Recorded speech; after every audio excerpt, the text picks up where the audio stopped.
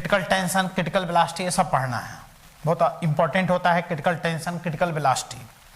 तो आज अभी हम सेंट्रीपिटल फोर्स पर अभी और क्वेश्चन सॉल्व कराने वाले हैं।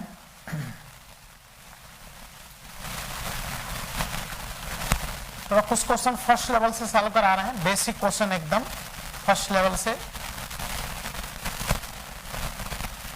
4 number question of first level.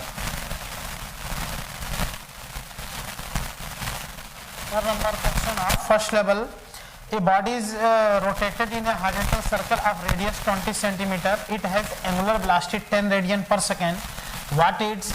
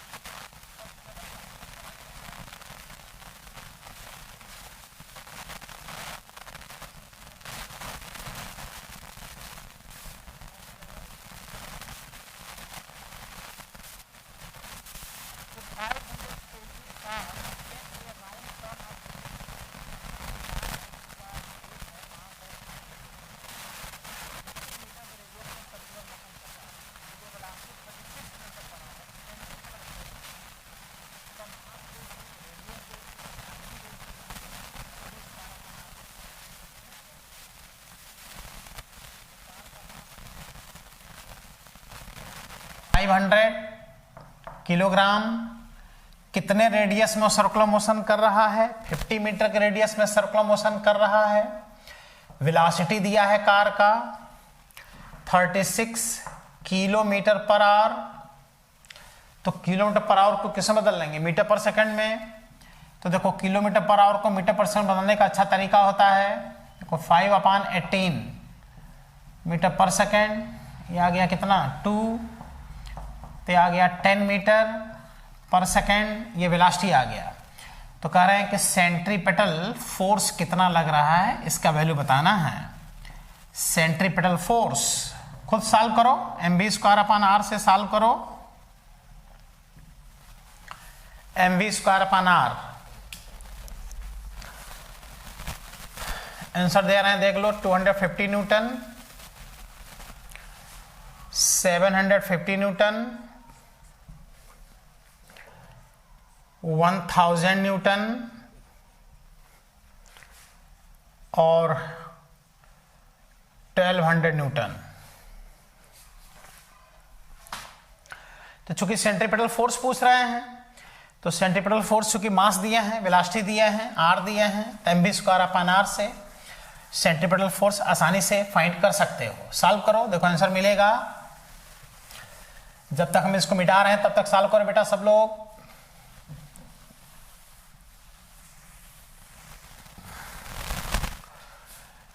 तो यहां पे कहेंगे centripetal force is equal to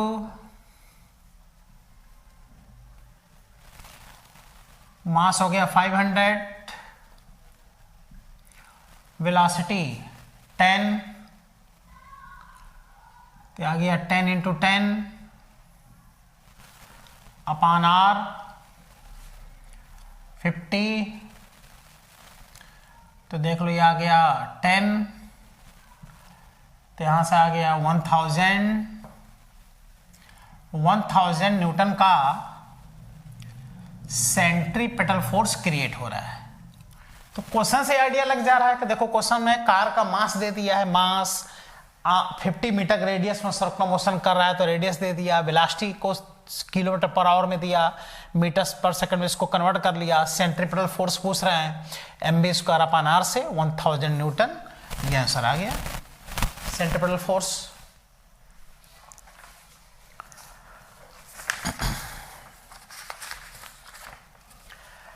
ठीक बेटा, कंप्लीट करो, अभी और क्वेश्चन सॉल्व कराते हैं।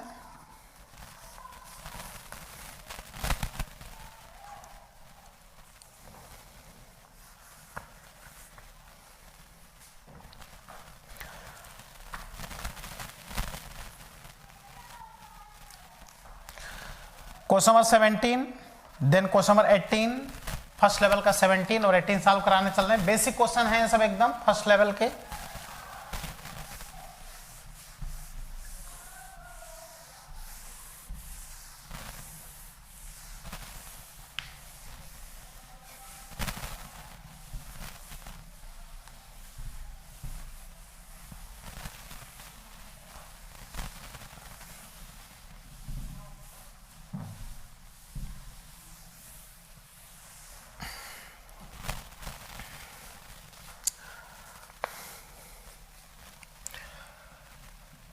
क्वेश्चन नंबर 17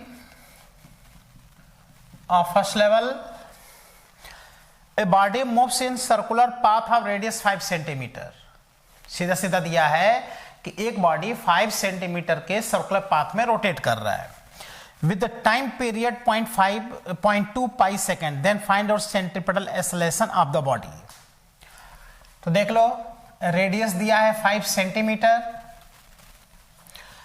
और टाइम पीरियड दिया है, टाइम पीरियड 0.2 पाई सेकेंड का टाइम पीरियड दिया है, और बेटा सेंट्रीपेटल एक्सेलरेशन अब पूछ रहे हैं। देखो सेंट्रीपेटल एक्सेलरेशन, अब सोचो कौन सा फॉर्मूला लगेगा सेंट्रीपेटल एक्सेलरेशन के लिए। जो ऑप्शन दिए ये दे रहे हैं, देख लो 5 metre per second square, 4 metre per second square, 3 metre per second square और 1 metre per second square.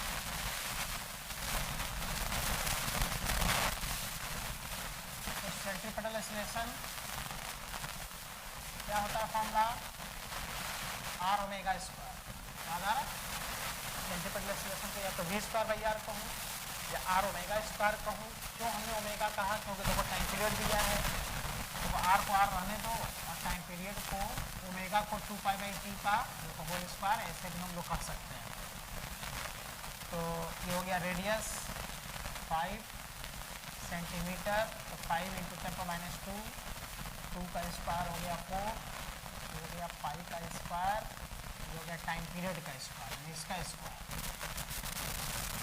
0.2 into 0.2 into 5 का स्क्वायर, 5 स्क्वायर से 5 स्क्वायर कैंसिल आउट हो गया। ठीक है, यह आ गया 5 इंटू 10⁻² इंटू 4 इंटू 10⁻² अपॉन 4। इसको ऐसे लिख सकते हो, देखो इससे ये कैंसिल आउट हो गया, ये कैंसिल आउट होकर के 4 मीटर पर सेकेंड स्क्वायर का 5 मीटर पर सेकेंड स्क्वायर का सेंट्रीपेटल एक्सेलरेशन आ गया। क्यों आर ओमेगा स्क्वायर में अप्लाई, क्योंकि टाइम पीरियड दिया है, और टाइम पीरियड हम तभी यूज कर पाएंगे जब ओमेगा लिखेंगे। आर ओमेगा स्क्वायर लास्ट दिया होता तो v² बाई आर अप्लाई करते।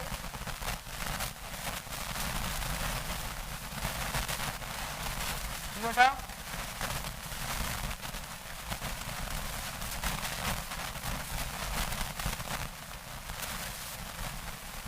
क्वेश्चन नंबर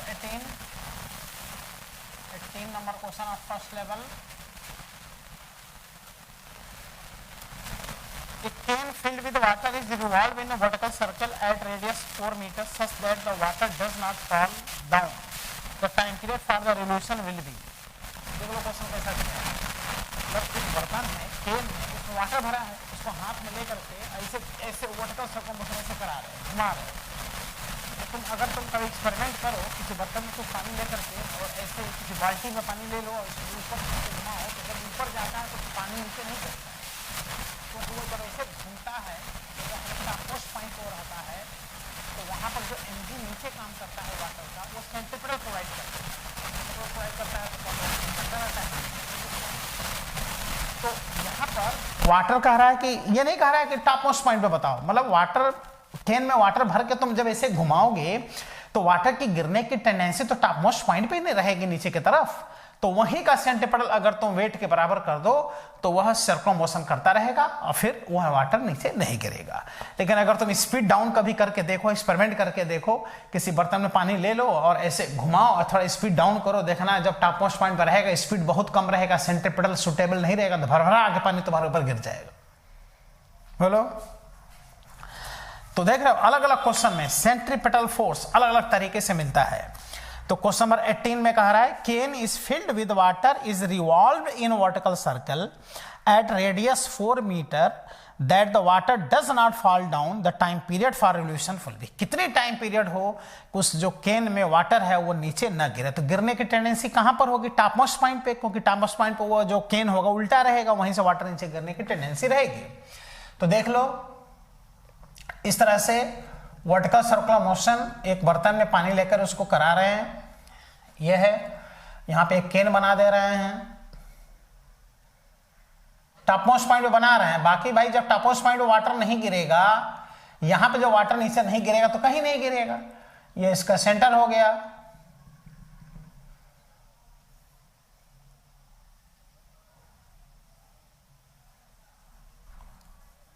उल्टा है ये, देखो ये जो बर्तन है एकदम उल्टा है, ये रेडियस हो गया, ये रोटेट कर रहा है इसे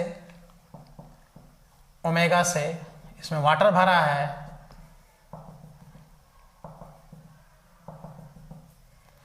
ये केन है, इसके अंदर वाटर है।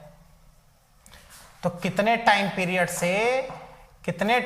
से इसको रोटेट करावें कि ये वाटर नीचे न गिरे।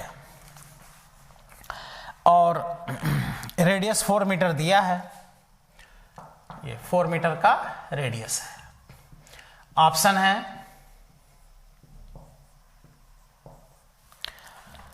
2 सेकेंड, 2 सेकेंड का टाइम पीरियड होना चाहिए, 10 सेकेंड, 8 सेकेंड एंड 4 सेकेंड।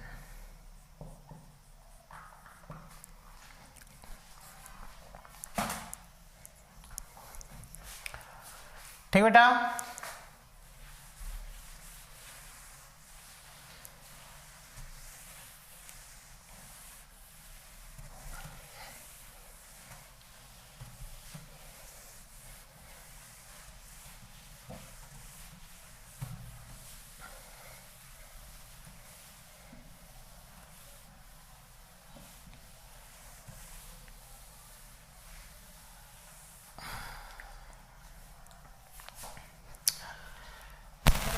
किया जाएगा तो इस समय वाटर ये जो केन है वो कहीं भी रहे, यहाँ पे तो एकदम सीधा रहेगा केन, यहाँ तो वाटर गिरने का कोई चांस नहीं है। अगर यहाँ वाटर नीचे नहीं गिरा तो कहीं नहीं गिरेगा, इसके लिए इतनी पर्याप्त इसकी स्पीड होनी चाहिए। तो बताओ इसका जो वेट होगा वाटर का वो नीचे की तरफ यहाँ काम करेगा, वेट इसका जो होगा mg वो नीचे की तरफ काम करेगा, और नीचे की तरफ मतलब किधर लगेगा? सेंटर की तरफ। तो ये अगर सुटेबल सेंट्रीपिटल प्रोवाइड करा दिया तो ये वाटर फिर नीचे नहीं गिरेगा। तो यहाँ पर हम लोग क्या करना है, जो वेट होगा, वेट ऑफ वाटर चूंकि सेंटर की तरफ लग रहा है इसलिए वही हो जाएगा सेंट्रीपिटल फोर्स, क्योंकि सेंट्रीपिटल फोर्स पढ़ाते समय हमने लिखाया था कि tension, friction, electrical force, magnetic force है ना, रिस्टोरिंग फोर्स, वेट, ये सब के सब क्या होते हैं, कहीं ना कहीं सेंट्रीपिटल फोर्स प्रोवाइड करते हैं। तो वेट कितना हो गया बेटा, mg। और चूंकि टाइम पीरियड चाहिए इसलिए सेंट्रीपिटल फोर्स का फॉर्मूला क्या अप्लाई करोगे, mr ओमेगा स्क्वायर। देखो मास से मास कट गया, मास दिया नहीं था, तो हो जाएगा g into r into omega square. तो यहाँ से आ गया omega square equal to g upon r. तो ओमेगा आ गया root over g upon r, और ओमेगा को कहेंगे 2 pi by t. 2 pi by t equal to root over g upon r. इसको पलट दिया तो हो गया t upon 2 pi equal to root over r upon g। तो यहाँ से आ गया time period, time period equal to 2 pi root over r upon g। देखो यहाँ तक भी पूछ सकता था, इसको भी आंसर इतना पूछ सकता था ऑप्शन दे करके, रेडियस दे देता, g दे देता। तो अब रेडियस जो कि 4 मीटर दिया है, ये रख दो, ये एकदम वैसा ही है जैसे t equal to 2 pi root over l upon g होता है, वैसा ही है। तो ये हो गया देखो 2 पाई रूट ओवर r का वैल्यू 4, g का वैल्यू लिख दो 10, ठीक है। और ये आ गया देखो 2 इंटू पाई का वैल्यू 3.14, यहाँ से 4 का रूट हो गया 2, ये है रूट 10। देखो रूट 10 का वैल्यू भी 3 पॉइंट समथिंग ही होता है, 3 का स्क्वायर क्या होता है 9, और 3 पॉइंट समथिंग का स्क्वायर वही 10 आ जाएगा। इसलिए 10 का रूट नियर अबाउट 3.14 तुम लिख सकते हो, जिससे कि ये लगभग क्या हो गया, कैंसिल हो गया, और t into t equal to कितने सेकंड का टाइम पीरियड आ गया, 4 सेकंड का। अगर 4 सेकंड के टाइम पीरियड से इस कैन में वाटर भर के हम इसको वर्टिकल सर्कुलेशन करावें तो किसी भी पोजीशन पर वाटर नीचे गिरने वाला नहीं है। तो देखो आंसर क्या हो गया, 4 सेकंड, ठीक।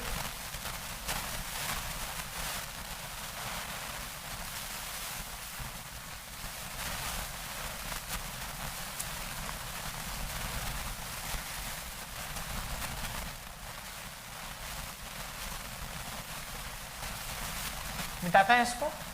आज पूरे लेक्चर क्वेश्चन हम लोग को करना है, थोड़ा बेसिक क्वेश्चन करा रहे हैं, है ना, छोटे छोटे क्वेश्चन करा रहे हैं जिससे कि टॉपिक और तैयार हो।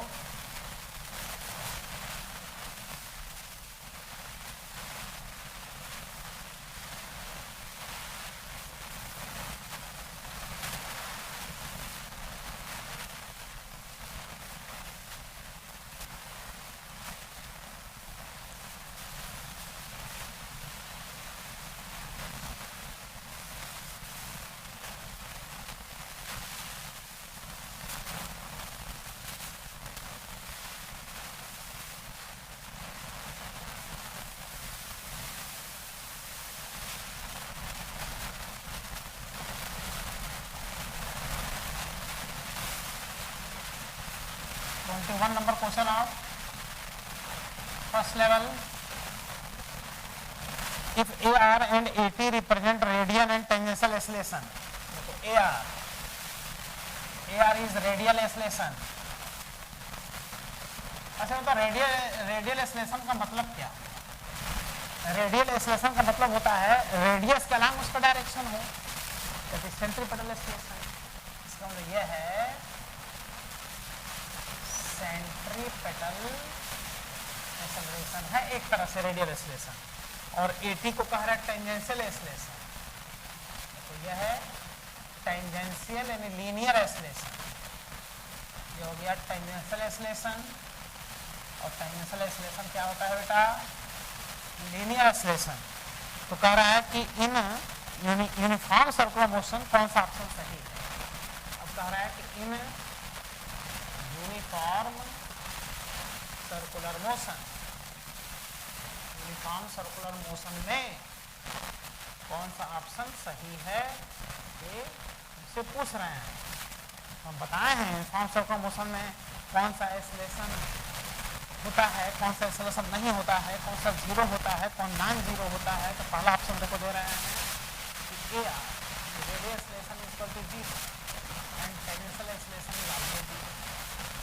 फिर बी ऑप्शन में कह रहे हैं कि radial acceleration is 0 and tangential acceleration is not equal to 0। फिर कह रहे हैं कि radial acceleration is not equal to 0 और tangential acceleration is equal to 0। फिर कह रहे हैं कि radial acceleration is also not equal to 0 अब बताओ तुमको अच्छे तरह से पता है अगर सर्कुलर मोशन होगा तो centripetal acceleration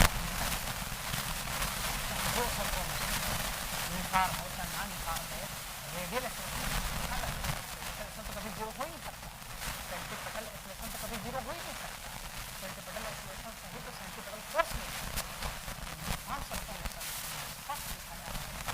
linear tangential acceleration क्या होता है, इसलिए इसका सॉल्यूशन होगा हम लोग क्या कहेंगे, uniform circular motion tangential acceleration zero होता है, लेकिन बेटा रेडियल एक्सेलरेशन सेंट्रीपेटल एक्सेलरेशन तो कभी जीरो नहीं होगा, क्योंकि अगर ये जीरो हो गया तो बाकी तो सर्कुलर मोशन कर ही नहीं पाएगा। जैसे एक ही ऑप्शन दिख रहा है, radial acceleration not equal to zero but tangential acceleration is equal to zero.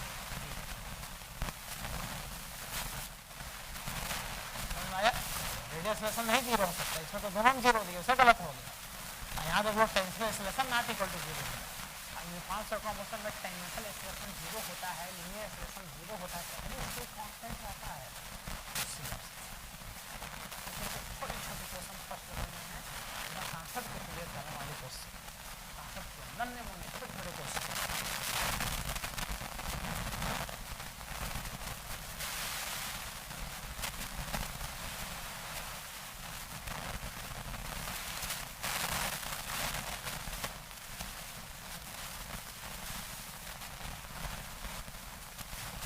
First level का 30 नंबर क्वेश्चन,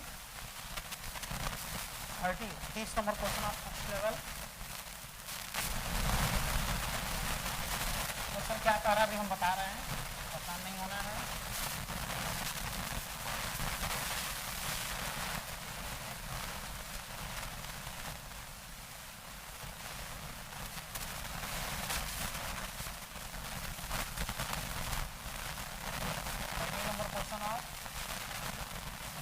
फर्स्ट लेवल ये क्वेश्चन देख लो, नीट एग्जाम 2017 में पूछा गया क्वेश्चन भी है। One end of a string of length L is connected to a particle of mass m and the other end is connected to a small peg on a smooth horizontal table.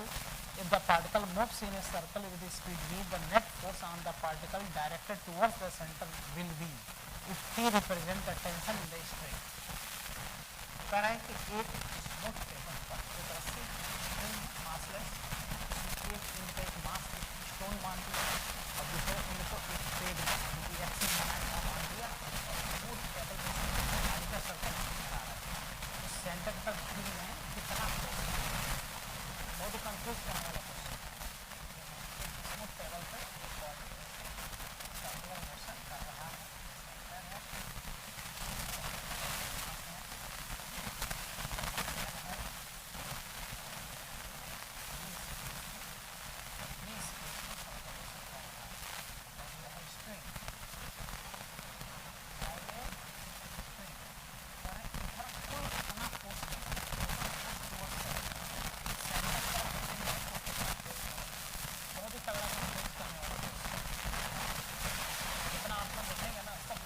सही नहीं है। पहला option दे रहे हैं देखो T minus square upon L, दूसरा option दे रहे हैं देखो 0, फिर दे रहे हैं टी, फिर दे रहे हैं T plus square upon L.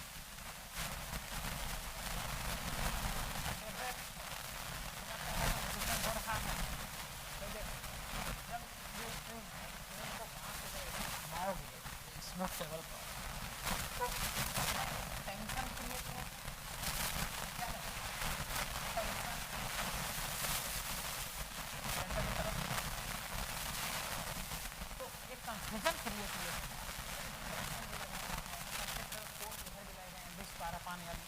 क्या करोगे तुम सेंटर में सेंटर को एंगल पे रख दिया, फिर क्या करो टेंशन इधर दिखा करके सेंट्रीफ्यूगल इधर फोर्स दिखा करके सब मिला के जीरो भी कर सकते हो, 50 में से इंग्लिश स्क्वायर अपन माइनस भी कर सकते हो।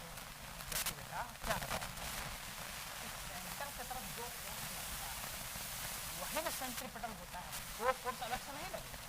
अब यहाँ हमको इक्वेशन बनाना है तो कहेंगे यही ऐसा है, तो जो फोर्स सेंटर से लगेगा वही सेंटर से फोर्स बन जाएगा। तो यही बस एक ही फोर्स लगेगा, दूसरा कोई फोर्स नहीं लग रहा है, तो अच्छा एक सेंटर भी लग रहा है और एक सेंट्रीपिटल फोर्स भी लग रहा है। ऐसा नहीं, ऐसा नहीं, बस एक ही फोर्स लग रहा है। क्या सेंटर का फोर्स क्या है जिसको तुम नहीं विचार कर सकते, वो ऐसा है। और ये बेटा देखना एनसीईआरटी का जो पहला नंबर क्वेश्चन है सामने वही क्वेश्चन तो ऑप्शन बना के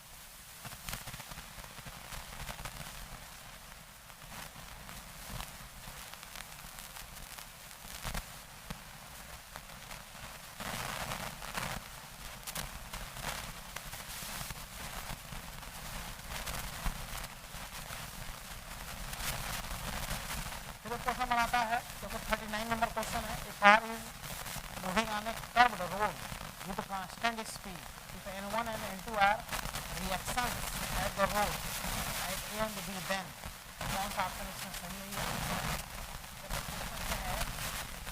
हम समझा दे रहे हैं। 39 number question, 39 number question of first level. ये कॉन्वेक्स रोड है इसमें।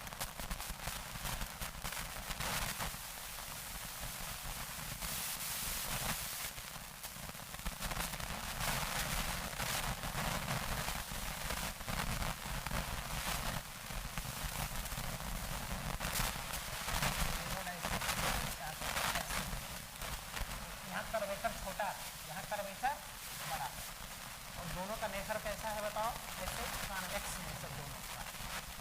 अब कह रहा है एक बॉडी इसमें मोशन कर रहा है, घूम के यहाँ मोशन कर रहा है, तो जब यहाँ मोशन करेगा तो यहाँ ये बड़ा पार्ट छोटा पार्ट है, ये बॉडी कार है, फिर यहाँ पर आ गया,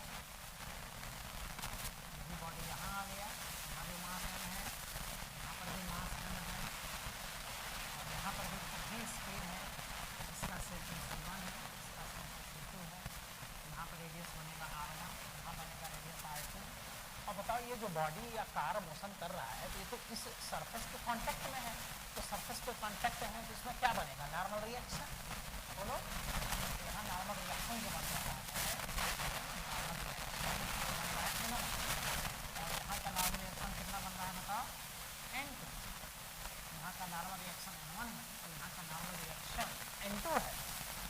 तो पूछ रहे हैं कि ये नॉर्मल रिएक्शन जो होगा कौन कम होगा कम जाएगा, n1 n2 में कम पहुँच जाता है। क्योंकि दोनों का नेचर देखो कैसा है, ये भी कॉन्वेक्स है और ये भी देखो कॉन्वेक्स है, वो कॉन्वेक्स नेचर के ही रोड है, लेकिन इसका कर्वेचर छोटा है, इसका कर्वेचर क्या है? बड़ा।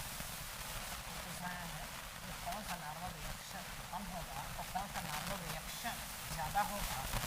इसमें कि ऑप्शन में दे रहे हैं कि n1 is less than n2, फिर दे रहे हैं कि n1 is greater than n2, इसके बाद से लिख रहे हैं n1 is equal to n2, फिर कह रहे हैं नन, कोई आंसर सही नहीं है। 4 ऑप्शन है, तुम सोचो कि कौन सा नॉर्मल रिएक्शन कम होगा, कौन सा ज़्यादा।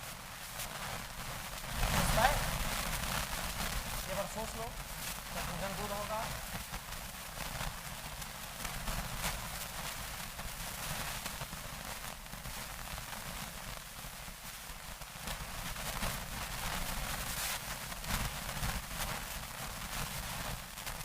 अच्छा, इसमें दोनों का नेचर देखो, दोनों जो ये पार्ट हैं दोनों कॉन्वेक्स नेचर के, लेकिन एक क्वेश्चन और बन रहा है, एक पार्ट कॉन्वेक्स नेचर का है और एक पार्ट कॉन्केव नेचर का है। बेटा कॉन्वेक्स नेचर वाले से बॉडी मोशन करता है दबाव कम पड़ता है, कांके वाले में दबाव ज़्यादा पड़ता है, इसलिए ओवर ब्रिज बनाए जाते हैं, कोई ब्रिज बनाया जाता है, इसे कॉन्वेक्स नेचर से बनाया जाता है, कॉनकेव नेचर का नहीं बनाया जाता, कॉन्वेक्स नेचर वाले के कर्वेचर पे नॉर्मल रिएक्शन कम आता है। तो देखो यहाँ क्या होगा ना, नॉर्मल रिएक्शन डायरेक्ट अगर याद रखें, जिस कर्वेचर का रेडियस कम हो उसमें नॉर्मल रिएक्शन भी कम होगा, जिस कर्वेचर का रेडियस ज़्यादा होगा वहाँ नॉर्मल रिएक्शन भी ज़्यादा होगा। तो देखो R1 कम है R2 से, तो N1 कम होगा N2 से, पहला ऑप्शन। कौन सा ऑप्शन सही है बेटा? फर्स्ट ऑप्शन यहाँ पर, ये फर्स्ट ऑप्शन। तो अब हम इसको चलो सॉल्व करते हैं, हमने डायरेक्ट मेथड बता दिया, डायरेक्ट याद रखना है। तो छोटे कर्वेचर के नॉर्मल रिएक्शन कम, बड़े कर्वेचर नॉर्मल रिएक्शन ज़्यादा। अब सॉल्व करना है तो अब इक्वेशन बनाओ। इक्वेशन कैसे बनाओगे? नहीं, नॉर्मल रिएक्शन इधर लगेगा और इसका वेट देखो इधर लगेगा, वेट तो कन्फर्म नीचे की तरफ ही हमेशा लगेगा, नीचे की तरफ, इसका भी वेट इधर लगेगा। ठीक बेटा?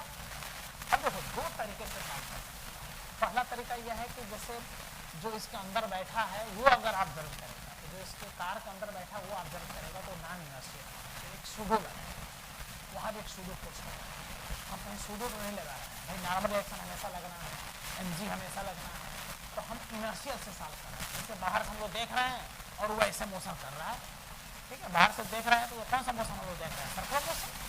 और उसके अंदर बैठ जाएंगे ना तो सिस्टम को रेस्ट में देखेंगे, तब हम बैलेंस करेंगे सारे फोर्स, तभी वो उतना ही आंसर आएगा। तब सूडो फोर्स लगाएंगे, नहीं लगा लग गया। अब बाहर से देख रहे हैं इनर्शियल बन के, तो उसको क्या क्या देखेंगे? हम देखेंगे सर्कुलर मोशन कर रहा है, सर्कुलर मोशन कर रहा है तो क्या सेंट्रिफ्यूगल लगेगा कि सेंटर के सेंटर तरफ फोर्स कितना लग रहा है? तो mg तो लग रहा है, और बाहर की तरफ नॉर्मल रिएक्शन लग रहा है, सूडो कहीं नहीं दिखा है, इनर्शियल से ऑब्जर्व कर रहे हैं, तो बाहर की तरफ नॉर्मल रिएक्शन लग रहा है, इधर mg लग रहा है, तो सेंटर की तरफ टोटल फोर्स कितना लग रहा है? mg माइनस नॉर्मल बराबर सेंटर हुआ। तो सेंटर की तरफ फोर्स सेंट्रिफ्यूगल देख रहे हैं, जो देख रहे हैं, बाहर से देख रहे हैं, उससे नहीं बैठ रहे हैं, देखेंगे इनर्शियल बनते हुए देख, इसका डेरिवेशन बनेगा, इसका सेंटर की तरफ होने वाला force minus normal reaction md square हाँ नॉर्मल रिएक्शन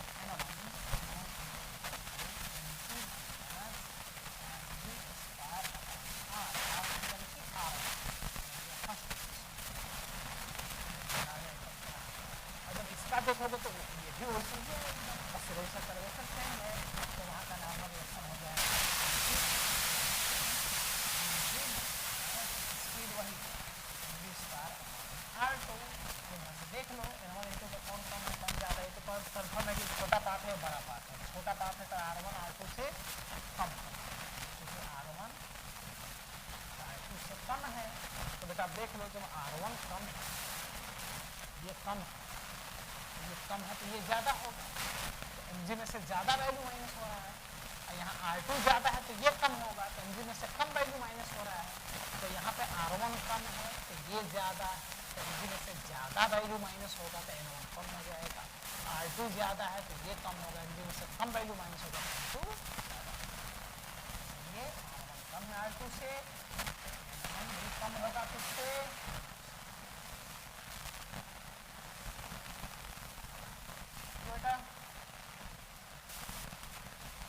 डाउट दिक्कत?